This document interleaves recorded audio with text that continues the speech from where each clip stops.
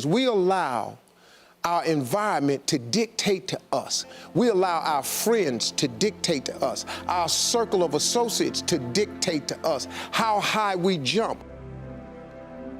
Fleas are one of the smallest insects. Fleas have one of the highest vertical leaps of any living insect based on their size.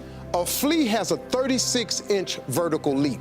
Now, if you capture a flea and you put it in a jar and you put the lid on the jar, that flea still has a 36 vertical leap. So it will start jumping in that jar until it hits his head.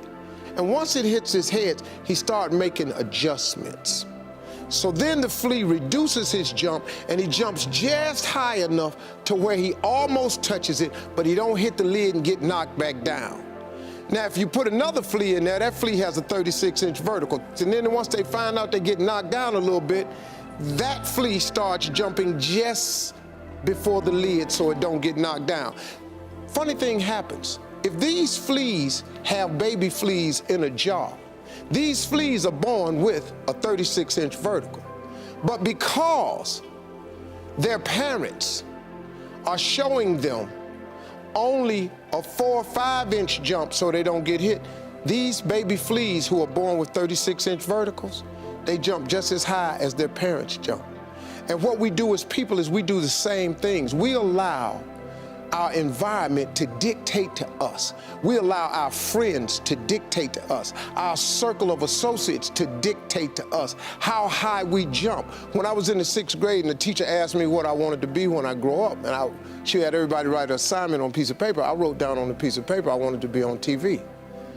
She called everybody's name and had them stand up at their desk, and when she got to mine, she said, "Little Stevie, come up to the front of the class." I'm thinking this is a great moment for me. I've written something on my paper so wonderful that it's better than all the rest. I'm going up to get a gold star.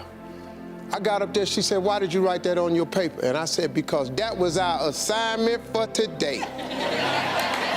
She said, "But why did you write it on your paper, though?" I said, "Because I want to be on TV." Then she just started breaking me down. Who do you know on TV? Anybody in this school ever been on TV? No, ma'am. Anybody in your family ever been on TV? No, ma'am. She just destroyed me in front of these cats. I thought I was getting a gold star, found out I wasn't. I was heartbroken.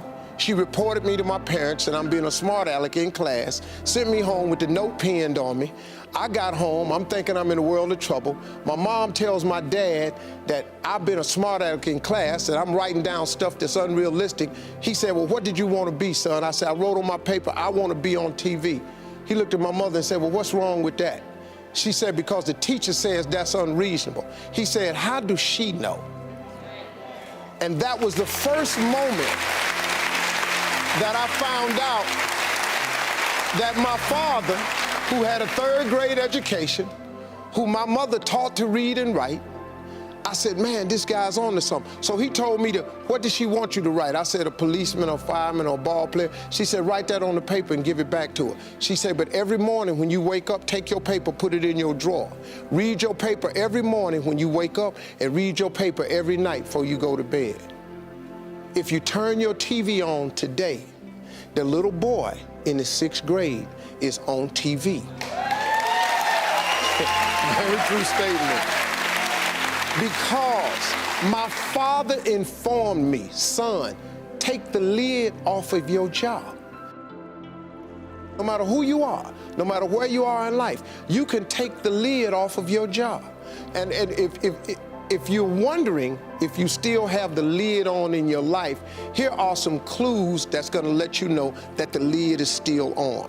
If you're not excited about waking up in the morning, if you're sitting around bored out of your mind, if you got time to do everything anybody asks you to do, you probably got the lid on. If when you tell your dreams to all your friends, it makes sense to them, you got your lid on, man. Your dreams should not make sense to everybody. You gotta say something that make people go, "How you gonna do that?" That's when you got the lid off. And if I were you, I'd do that. I'd take the lid off. Makes sense to me, don't it?